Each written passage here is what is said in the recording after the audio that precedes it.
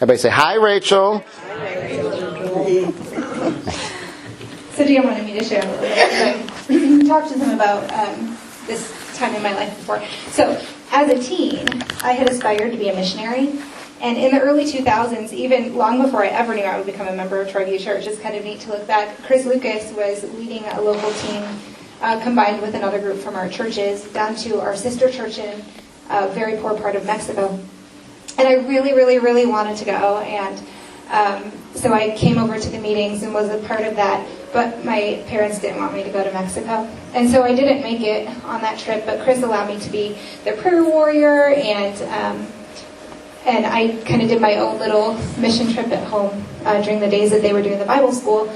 And so I was in high school at the time, and I really wanted to be doing something big for God. You know, not like being in school all day. And so I actually despised high school. And there were a lot of reasons why, but mostly I'm not an auditory learner, and so I had trouble listening to lectures all day. I'd rather just read the book and do it myself and just cut out the class time.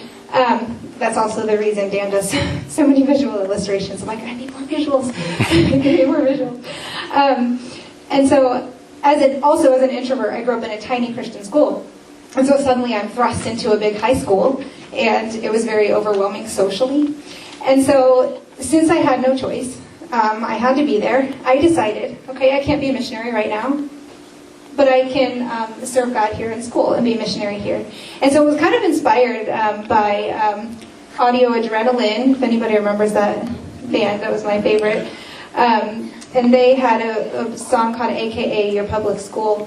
And they said, they pay to put you in the classes. It's your chance to reach the masses. This ain't no trip to a foreign land, but you can take a stand in your public school. This may not be Mexico, Colombia, or France. You want to go to Africa? Well, now you've got a chance. Talk to your friends before the fun ends. You can take them by surprise when you open up their eyes. And so that was kind of inspired me to keep going. So I decided to see high school as my mission field, to be a missionary there, right where I was, to represent Jesus as much as I could. And I remember a friend commenting one day that I was different in a good kind of way. And that was an open door to share about Jesus to him. And so I would try to sit with other students who were sitting alone, and through that I was able to gain some new lunchtime friends. I was also, kind of an introvert and didn't really have my core group of kids since I was new into this school. And so it was a way for me to kind of reach out and meet some friends too. In English class writing assignments, standing up for God, being a missionary that way. Sometimes reading my Bible during study hall, praying silently throughout the day. They might tell kids that you can't pray or read your Bible during school, but you absolutely can. And so I was a fairly quiet person, not shouting out about Jesus, but still taking opportunities when I could to share about him, and I did not do it perfectly. There were lots of times I messed up a lot and didn't represent Jesus well, but I still prayed that he would use me to reach others. And then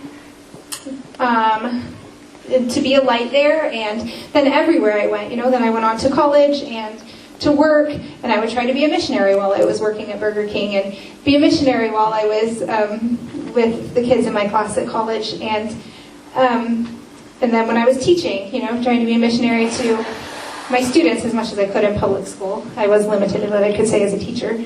But now I try to remember to help share about Jesus everywhere I go, and this also reminds me about Miley. Miley praying with her students, that's so inspiring that we have one student here who does on the playground. She'll pray for her students and teachers and ask them what they need to pray for. That's really cool.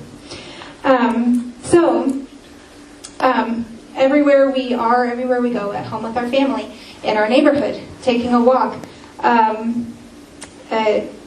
wherever it might be now, going to the store, or going on homeschool field trips, or while my children are playing at Boonshoft, maybe interacting with someone or interacting with the other families there. Even on social media, a lot of people use that opportunity to be mean because you're hiding behind a screen, but that's a really great opportunity to be able to share our light with other people too. So your life can have significant purpose even right now. We don't have to be a missionary to China or whatever to have a good calling. We are called to be a missionary. And even if you never wanted to be or never felt called to be, you still are. And so it's something that we need to remember to do, to live for Jesus wherever we are. I think we think of missionaries going out from the USA to other places. Didn't I hear they're actually sending missionaries here now? Yeah, we've become a mission field here now. And we are becoming so comfortable here that maybe a lot of people here need to hear about Jesus. Maybe even more than some other places do. I mean, we all need to hear about Jesus, and we all need to be encouraged about Jesus. I heard a story about an American missionary student who had gone over to India and worked with Mother Teresa in like the slums of Calcutta. And Mother Teresa eventually said to this person, I don't know how true this is, but I did hear this story a long time ago, I just couldn't find it again. Mother Teresa said, go back to your own Calcutta and be Jesus to your own people, because your need is greater than ours. Like our spiritual need here is sometimes greater than it is in what we think of those poor places. And so I was grateful to finally, when I was 19, be able to go on that mission trip that I wanted to do to our church in Mexico, and I treasure those memories. But I'm very grateful that because I couldn't go on that first trip, it kind of spawned those lessons that God taught me about being a missionary everywhere that I am. And so that's our calling for everybody else too. Thanks, beautiful.